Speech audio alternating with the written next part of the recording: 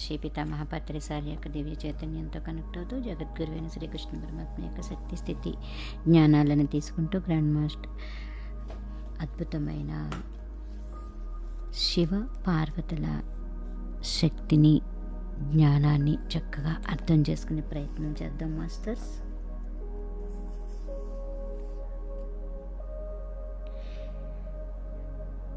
ఇప్పుడు విశ్వం మొత్తం మీకు చెందుతుంది. మీరే విశ్వం అయి ఉంటారు. ఎవరికైతే పూర్తిగా ఈ లోపలి స్థలం తెలుస్తుందో వాళ్ళు పారవశ్యంతో కేక వేస్తారు, అహం బ్రహ్మాస్మి, నేనే విశ్వాన్ని, నేనే అస్తిత్వాన్ని. అంటే ఈ మూడవ కన్ను అనుభవం వలన మాత్రమే ఇది జరుగుతుందన్నమాట, సాధ్యమవుతూ ఉంటుందన్నమాట.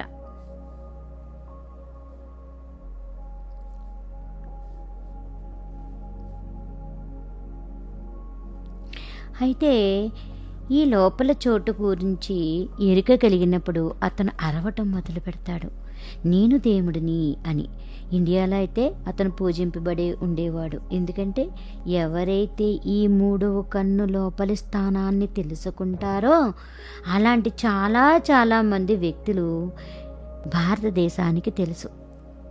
కానీ ఒక మహమ్మదీయ దేశంలో ఇది చాలా కష్టం.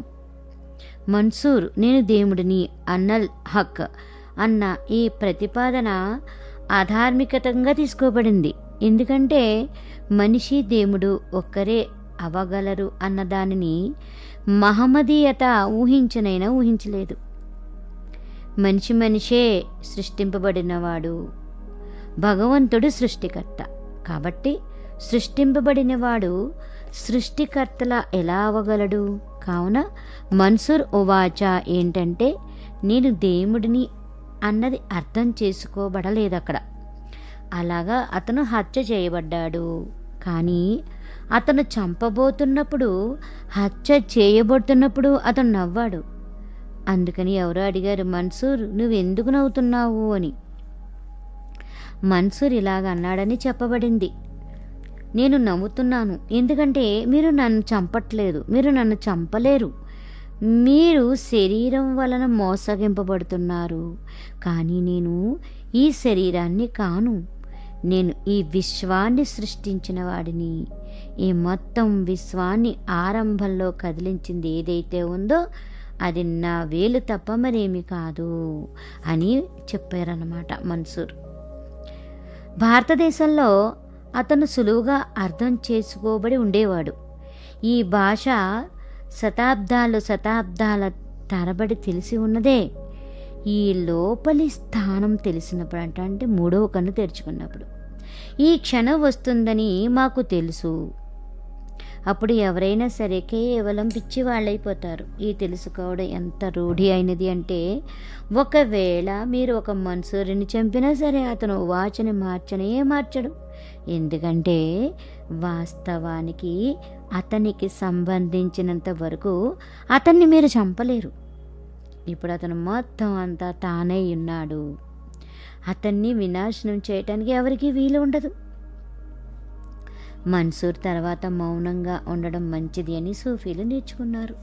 సూఫీలందరూ కూడా ఎందుకు మన్సూర్ని చంపేశారు కదా, అందుకని మనం మౌనంగా ఉందాము. కాబట్టి సూఫీ సాంప్రదాయంలో మన్సూర్ తర్వాత శిష్యులు అందరికీ ఒకే రకంగా నేర్పేవారు, మీ మూడవ కన్ను దగ్గర ఎప్పుడు వస్తే అప్పుడు మౌనంగా ఉండండి, ఏమీ చెప్పద్దు. మీరు ఇది ఎప్పుడు జరిగినా నిశ్శబ్దంగా ఉండండి, ఏమీ అనవద్దు. లేదా జనం ఏదైతే ఉందో దాన్నే ఆనవాతీగా అలా చెప్పుకుంటూ ఉండండి అని ట్రైన్ చేయబడ్డారు వాళ్ళు. కాబట్టి ఇస్లాంకి ఇంకా 2 రకాల సంప్రదాయాలు ఉన్నాయి. ఒకటి కేవలం సామాన్యమైనది, బాహ్యమైనది, బాహాటంగా ఉండేది. ఇంకొకటి నిజమైన ఇస్లాం, సూఫీ తత్వం అన్నమాట. అది రహస్యమైనది. కానీ సూఫీలు మౌనంగా ఉంటారు. ఎందుకంటే మన్సూర్ తర్వాత నుంచి మూడవ కన్ను తెరుచుకున్నప్పుడు ఏదైతే వస్తుందో దానిని ఆ భాషలో మాట్లాడడం వలన అనవసరంగా కష్టపడాల్సి వస్తుందని వాళ్ళు నేర్చుకున్నారు. అలాగ చెప్పడం వలన ఎవరికి సహాయం చేయడం కుదరదు కదా. అందుకని ఈ సూత్రం అంటోంది, తలలోని 7 ద్వారాలు మీ చేతులతో మూసుకోండి. మీ కళ్ళ మధ్య ఒక స్థలం అంతా ముడుచుకుని ఉంటుంది. మీ లోపలి స్థానమే మొత్తం అంతా స్థలం అవుతుంది మాస్టర్స్. తర్వాత ఇంకొక సూత్రం, మీ హృదయంలోకి ఇంద్రియాలని విలీనం చేసుకోండి. 4వ కేంద్రీకృతం అయ్యే ప్రక్రియ అన్నమాట ఇది. దీవింపబడిన దానా ఇంద్రియాల హృదయంలోకి లీనం అవుతూనే కమలం మధ్యకి చేరుతుంది. ఈ సూత్రం ప్రతి ప్రక్రియ ఒక రకమైన మనసుకి ఉపయోగకరంగా ఉంటుందన్నమాట.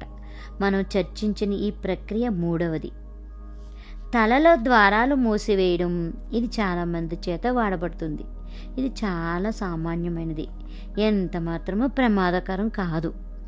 దీనిని మీరు అతి సులువుగా వాడవచ్చు. మీ చేతులతో ఈ ద్వారాలను మూయాల్సిన అవసరం లేదు. మూయడం అవసరం అవుతుంది కాబట్టి మీరు చెవులకు బిరడాలు, కళ్ళకి గంతలు కూడా వాడచ్చు. కావలసిన విషయం ఏమిటంటే మీ తలలోని ద్వారాలన్నీ కొన్ని క్షణాలు మూసివేయడమే. కొన్ని క్షణాలు లేక కొన్ని సెకండ్లు ప్రయత్నించండి. దానిని అభ్యాసం చేయకండి. హఠాత్తుగా అయితే మాత్రమే అది సహాయకారిగా ఉంటుంది. అది అకస్మాత్తుగా అయినప్పుడు మాత్రమే దోహదకారిగా ఉంటుంది. మీ పక్కపై పడుకున్నప్పుడు అదాటుగా అన్ని ద్వారాలు కొన్ని సెకన్లు మూసివేయండి. లోపల ఏమిటి జరుగుతుందో చూడండి. మీరు ఊపిరాడనట్లు అయినప్పుడు అలాగే ఉండండి. అది బొత్తిగా భరించలేనంత అయ్యే వరకు. ఎందుకంటే ఊపిరి మూసుకుని పోతుంది. అది పూర్తిగా సహింపశక్యం కానంత దాకా అలాగే కొనసాగిస్తూ ఉండండి. దానిని పూర్తిగా భరించలేనప్పుడు ఇంకాసేపు ఎక్కువగా మీరు ద్వారాలను మూసివేయలేకపోతారు. అందుకని మీరు బెంగపడాల్సిన అవసరం లేదు. లోపల శక్తి అన్ని ద్వారాలని తోసి తెరుస్తుంది.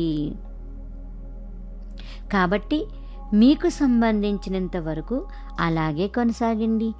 ఊపిరి ఆగిపోయినట్లు అనిపించినప్పుడు అదే క్షణం పాత గొలుసు కట్టు అన్ని సంబంధాలన్నీ ఈ శ్వాస ఆడనట్లు అవడం తెగగొడుతుందన్నమాట. మీరు కొన్ని నిమిషాలు ఇంకా అలాగే సాగించినట్లయితే మంచిది. ఇది ఇబ్బందిగా కష్టతరంగా ఉంటుంది. మీరు చనిపోతారేమో అని అనిపిస్తుంది, కానీ భయపడవద్దు. ఎందుకంటే మీరు చనిపోలేరు. కేవలం ద్వారాలని మూసివేయడం వలన మీరు చనిపోరు. కానీ ఇప్పుడు మీరు చనిపోతారని అనిపించినప్పుడు అదే క్షణం అసలైన క్షణం అవుతుందన్నమాట. ఒకవేళ మీరు ఆ క్షణంలో ఆగగలిగి కొనసాగగలిగితే అకస్మాత్తుగా ప్రతీదీ ప్రకాశవంతంగా అవుతుంది. ఏదైతే అలా వ్యాపిస్తూ పోతూ మొత్తాన్ని దానిలో కలిపి వేసుకుంటుందో ఆ లోపలి స్థలాన్ని మీరు అనుభూతి పొందగలరు. అప్పుడు మీ ద్వారాలని తెరవండి. అలా మళ్ళీ ప్రయత్నిస్తూ ఉండండి. ఎప్పుడెప్పుడు మీకు సమయం దొరికినా ప్రయత్నించండి, కానీ దీనిని అభ్యాసం చేయకండి. కొన్ని క్షణాలు ఊపిరి ఆపడాన్ని మీరు అభ్యసించగలరు, కానీ అభ్యాసం సాయం చేయదు. హఠాత్తు కుదుపు అవసరం అన్నమాట. ఆ కుదుపులో మీ చైతన్యం యొక్క పాదదారులలోకి వెళ్ళే ప్రవాహం ఆగిపోతుంది. క్రొత్త విషయం సాధ్యమవుతుంది. చాలామంది ఈ రోజుకి కూడా భారతదేశం అంతా దీన్ని అభ్యాసం చేస్తూనే ఉంటారు. ఎక్కువ మంది వ్యక్తులు దీన్ని అభ్యసిస్తూ ఉన్నారు, కానీ దీనిని వారు అభ్యాసం చేస్తున్నారు. ఇదేమో అకస్మాత్తైన పద్ధతి, సడన్గా జరుగుతుందన్నమాట. ఇది ఒకవేళ మీరు అభ్యాసం చేస్తే ఏదీ జరగదు. ఓషో మాస్టర్ చెప్తున్నారు, నేను మిమ్మల్ని ఈ గది నుంచి అదాటుగా బయటకు తోసివేసినట్లయితే మీ ఆలోచనలు ఆగిపోతాయి కదా. కానీ ఒకవేళ మనం దీనిని రోజు అభ్యాసంగా చేస్తే అప్పుడు ఏమీ జరగదు. అధాటుగా జరగాలి, సహజంగా జరగాలి అన్నమాట. అది అప్పుడు ఏమవుతుంది, ఒక యాంత్రికమైన అలవాటుగా అయిపోతుంది. కాబట్టి అభ్యాసం చేయకండి, కానీ ఎప్పుడెప్పుడు మీరు చేయగలిగితే అప్పుడు దీన్ని ప్రయత్నించండి అంతే. అప్పుడు అధాటుగా క్రమక్రమేణా మీరు లోపలి స్థలాన్ని తెలుసుకోగలుగుతారు. మీరు మరణం ఆఖరి క్షణాలలో ఉన్నప్పుడు మాత్రమే మీ చైతన్యం లోపలి స్థలం తెలుసుకుంటుందన్నమాట. ఇక ఇప్పుడు నేను ఒక్క క్షణమైనా కొనసాగించలేను, ఇప్పుడు ఇంకా మరణం దగ్గరలో ఉంది అని మీకు అనుభూతి కలిగినప్పుడు అదే సరైన క్షణం. కొనసాగించండి, ఏమీ భయపడవద్దు. మరణం అంత సులువేమీ కాదు మాస్టర్స్. కనీసం ఇప్పటిదాకా ఈ పద్ధతిని వాడుతున్న ఏ వ్యక్తి కూడా చనిపోలేదు. కాబట్టి అంతర్నిర్మితమైన భద్రతా ఏర్పాట్లు ఉన్నాయి లోపల. కాబట్టి మీరు చనిపోలేరు. చనిపోయే ముందర ఎవరైనా తెలివి తప్పిపోతారు. మీరు స్మారకంలో ఉండి చనిపోతారనే భావన కలిగినట్లయితే భయపడవద్దు. మీరు ఇంకా స్పృహగానే ఉన్నారు కాబట్టి మీరు చనిపోలేరు.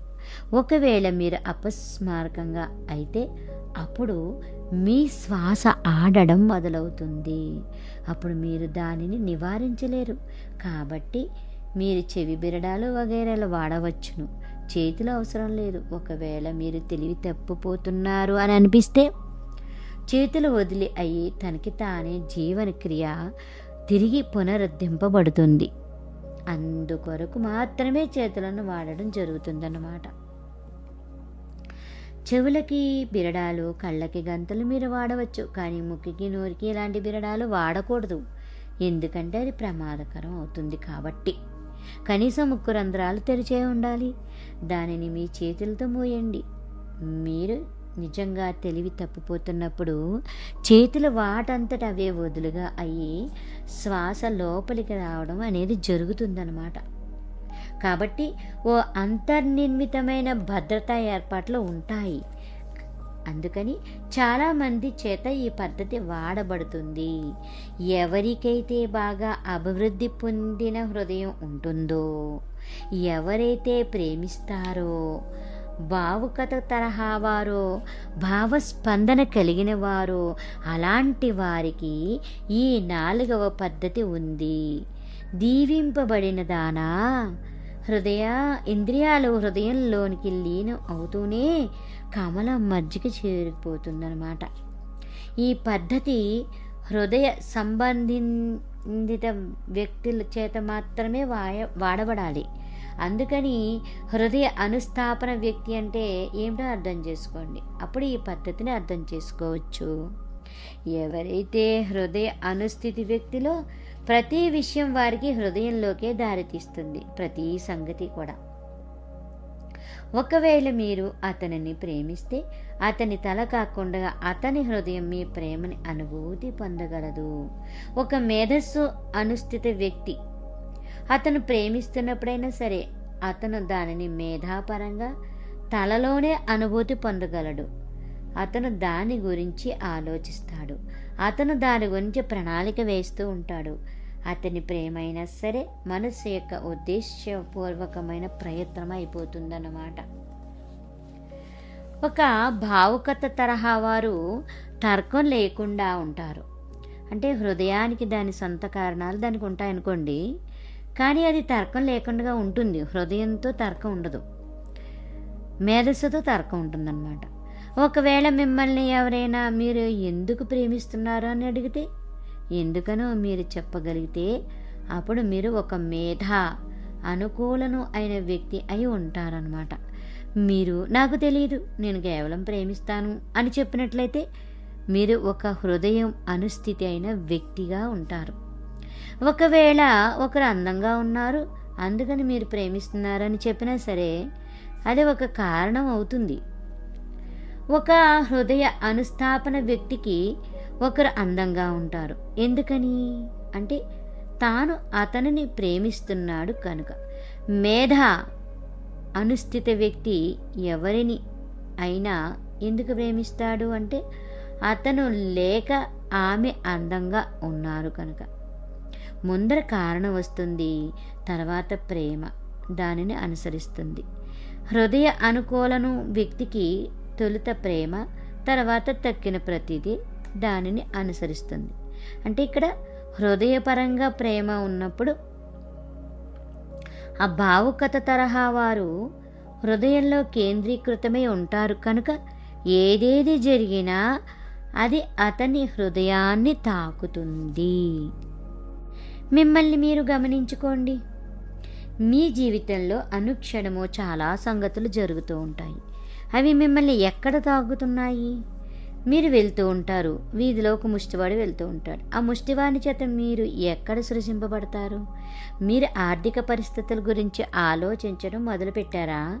బిచ్చమాడుకోవడాన్ని ఎలాగ చట్టబద్ధంగా ఆపచ్చు, లేదా సమాన సామాజిక స్పృహతో ఉన్న సంఘాన్ని ఎలా సృజించాలి? అలా అయితే ముష్టివారే ఉండరు కదా అని మీరు ఆలోచించడం మొదలుపెట్టారా? అది ఒక మేధ అనుస్థాపన మనిషికి చెందినదన్నమాట. అది ఈ బిచ్చగాడు కేవలం అతనికి ఒక సమాచార విషయం అయ్యాడు. అతన్ని హృదయం స్పందించలేదు, అతని తల మాత్రమే తాకబడింది. ఎప్పటికిప్పుడు ఈ ముష్టివానికి అతను ఏదైనా చేద్దామని అనుకోవట్లేదు.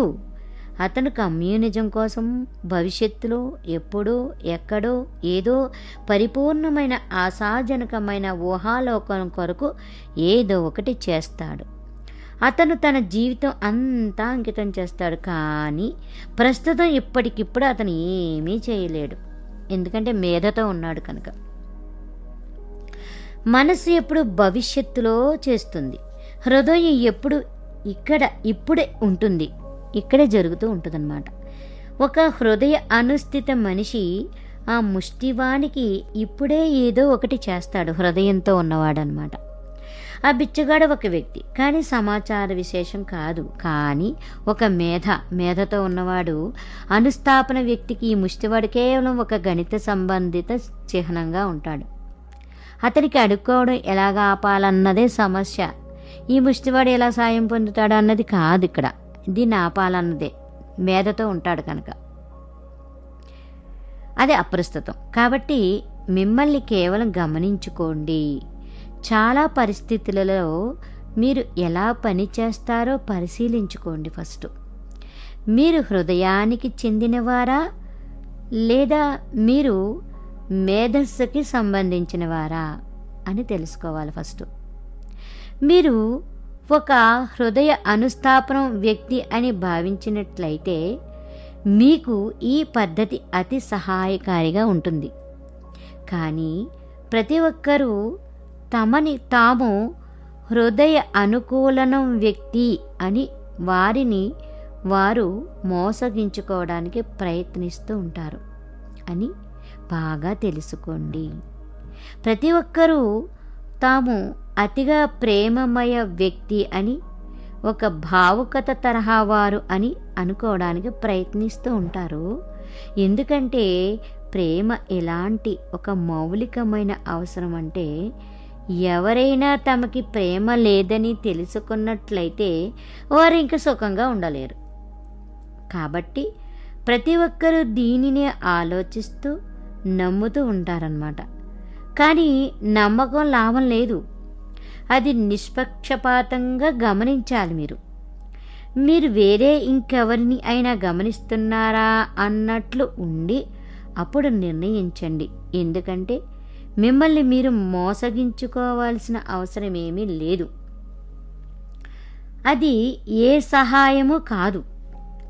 ఒకవేళ మిమ్మల్ని మీరు వంచుకున్నా సరే మీరు ఈ ప్రక్రియని మోసం చేయలేరు. కాబట్టి ఈ ప్రక్రియని చేసేటప్పుడు ఏమీ జరగట్లేదని మీకు అనిపిస్తూ ఉంటుందన్నమాట. ఓషో మాస్టర్ చెప్తున్నారు, జనాలు నా దగ్గరికి వస్తారు, వారికి ఏ తరహా చెందుతారో అని నేను అడుగుతాను. వారికి నిజానికి ఏమీ తెలియదు దాని గురించి. వారు ఏ తరహా వారు అని దాని గురించి వారు ఎన్నడూ ఆలోచించి ఉండరు. తమ గురించి వారికి కేవలం అస్పష్టమైన అభిప్రాయాలు ఉంటాయి. అలాంటి వ్యక్తిత్వాలు కలవారు అని వాళ్ళు తమని తాము ఊహించుకుంటూ ఉంటారు. వాళ్ళు అలాంటి వారు కారు. తరచూ జరిగేది ఏమిటంటే వాళ్ళు కేవలం దానికి వ్యతిరేకంగా ఉంటారని నిరూపితం అవుతూ ఉంటుందన్నమాట. దీనికి కూడా ఒక కారణం ఉంది. ఎవరైతే అతను ఒక హృదయ అనుస్థిత వ్యక్తి అని మరీ కావాలని చెప్తూ ఉంటాడో అలాంటి వ్యక్తి అలా మాత్రమే గట్టిగా సమర్థిస్తాడు. ఎందుకంటే అతను తనకు హృదయమే అభావము అని అనుభూతి పొందుతాడు కనుక. అందుకని అతను భయపడతాడు. అతనికి హృదయమే లేదనే సంగతిని కూర్చుని ఎరుకలో అతను ఉండలేడు కనుక. లోకాన్ని చూడండి, ప్రతి ఒక్కరూ తమ హృదయం గురించి సరిగ్గా ఉన్నట్లయితే అప్పుడు ఈ ప్రపంచం ఇంతలాగా హృదయరహితంగా ఉండలేదు కదా, హృదయరహితంగా ఉండలేదు. ఈ లోకం మన సర్వస్వం కాబట్టి ఎక్కడో ఏదో తప్పు ఉండి ఉంటుంది. ఇక్కడ హృదయం లేదు. వాస్తవంగా అది ఎన్నడూ ఇక్కడ ఉండడానికి శిక్షణ పొందలేదు. మనసు శిక్షణ ఇవ్వబడింది కాబట్టి అది ఇక్కడ ఉంటుంది. పాఠశాలలు, కళాశాలలు, విశ్వవిద్యాలయాలు అన్నీ కూడా మనసుకి శిక్షణ ఇవ్వడానికి ఉన్నాయి. కానీ హృదయానికి శిక్షణ ఇవ్వడానికి ఇక్కడ ఎలాంటి జాగా లేదు. మనసు శిక్షణ లాభాన్ని ఇస్తుంది, కానీ హృదయం శిక్షణ ప్రమాదకరంగా ఉంటుంది. ఒకవేళ మీ హృదయం శిక్షణ పొందితే ఈ లోకంలో మీరు పూర్తిగా పనికిరారు. ఎందుకంటే లోకం అంతా తర్కం ద్వారా నడుస్తుంది కనుక, అంటే మనస్సు ద్వారా నడుస్తుంది. ఇక్కడ మీ హృదయం శిక్షణ పొందితే ఈ మొత్తం విధానాల తీరుతెన్నుల సందర్భం ప్రకారం మీరు బొత్తిగా అసంబద్ధంగా ఉంటారు. ప్రపంచం అంతా కుడివైపు పోతుంటే మీరు ఎడమ వైపుకి వెళ్తారు. ప్రతి చోట మీరు ఇబ్బందికర అనుభూతి పొందుతూ ఉంటారు. ఇంచేతంటే హృదయంతో ఉన్నారు కనుక. నిజానికి మనిషి ఎంతెంత ఎక్కువ నాగరీకుడు అవుతాడో అంతంత తక్కువ హృదయం శిక్షణ పొందుతూ ఉంటుంది. హృదయానికి శిక్షణ అనేది తక్కువైపోతూ ఉంటుందన్నమాట. నిజానికి అది ఉంది అని కానీ, లేదా దానికి శిక్షణ అవసరం ఏదైనా ఉంటుంది అని కానీ దాని గురించి మనం మర్చిపోయేటట్లు అయిపోయాము. అందుకనే ఇలాంటి పద్ధతులు ఏవైతే అతి సులభంగా పనిచేయగలవో అవి అప్పుడు ఎన్నడూ పనిచేయవన్నమాట. ధ్యానం ఎక్కువగా మనస్సు అనుస్థితమైనది, ప్రార్థన ఎక్కువగా హృదయ అనుకూలమైనది, లేదా ప్రార్థన హృదయ అనుస్థితమైన వ్యక్తుల కొరకు ఉన్న ధ్యాన ప్రక్రియ అని చెప్పుకోవచ్చు. అంటే ఈ ప్రక్రియ కూడా హృదయం అనుకూలమైన వ్యక్తుల కొరకే. ఆశీర్వదింపబడిన దానా, ఇంద్రియాలు హృదయంలోకి లీనం అవుతూనే కమలం మధ్యకి చేరుతుంది. ఈ ప్రక్రియలో చేరాల్సింది ఏమిటి అంటే ఇంద్రియాలన్నీ హృదయంలోనికి లీనం అవుతూనే ప్రయత్నించండి అని అర్థం అన్నమాట. చాలా దారులు సాధ్యం అవుతూ ఉంటాయి. మీరు ఎవరినో స్పృశిస్తారు. మీరు హృదయ అనుకూలం అయిన వ్యక్తి అయినట్లయితే ఆ స్పర్శ వెంటనే మీ హృదయాన్ని తాకుతుంది. మీరు ప్రత్యేకమైన లక్షణాన్ని అనుభూతి పొందగలుగుతూ ఉంటారు. ఒకవేళ ఒక వ్యక్తి ఎవరైనా మేధ అనుకూలం అయిన వారు అతని చేతిని మీరు మీ చేతిలోకి తీసుకుంటే ఆ చేయి చల్లగా ఉంటుంది. కేవలం చల్లగా కాదు, ఆ అసలైన లక్షణమే శీతలంగా ఉంటుంది. ఒక నిర్జీవత్వం, ఒక రకమైన అచేతనత్వం ఆ చేతిలో ఉంటుంది. ఒకవేళ ఆ వ్యక్తి హృదయ అనుస్థితి ఉన్నవాడైతే, అంటే హృదయంతో ఉన్నవాడైతే, అప్పుడు అక్కడ ఒక విధమైన వెచ్చదనం ఉంటుందన్నమాట. అప్పుడు అతని చేయి నిజంగా మీతో విలీనమైపోతూ ఉంటుంది. అతని చేతిలోంచి మీకు ఏదో ఒక విధమైన విషయం ప్రవహించినట్లు, అక్కడ ఒక కలయిక, అనురక్తి వ్యక్తం అవునట్లు మీరు అనుభూతి చెందుతూ ఉంటారు. ఈ వెచ్చదనం ఎక్కడి నుంచి వస్తుంది అంటే హృదయం నుంచి వస్తుంది అన్నది అది ఎన్నడూ తల నుంచి రాలేదు ఈ వెచ్చదనం అనేది. ఎందుకంటే తల ఎల్లప్పుడూ చల్లగా శీతలంగా బేరీజులు లెక్కలు వేస్తూ ఉంటుంది మన బుర్ర. హృదయం లెక్కపత్రాలు పట్టించుకోకుండా వెచ్చదనంతో ఉంటుందన్నమాట. తల ఎప్పుడు ఎలా ఎక్కువ లాక్కోవాలి అని ఆలోచిస్తూ ఉంటుంది. హృదయం సదా ఎలా ఎక్కువ ఇవ్వాలి అని భావిస్తూ ఉంటుంది. ఇక్కడే మనకి తెలిసిపోతూ ఉంటుందన్నమాట. ఆ వెచ్చదనం కేవలం ఒక ఇవ్వడం, ఒక శక్తిని ఇవ్వడం, ఒక లోపలి స్పందనాలను ఇవ్వడం, ఒక జీవితాన్ని ఇవ్వడం అన్నమాట. అందుకనే మీరు దానిలో ఒక వేరే అయిన లక్షణాన్ని అనుభూతి పొందుతూ ఉంటారు.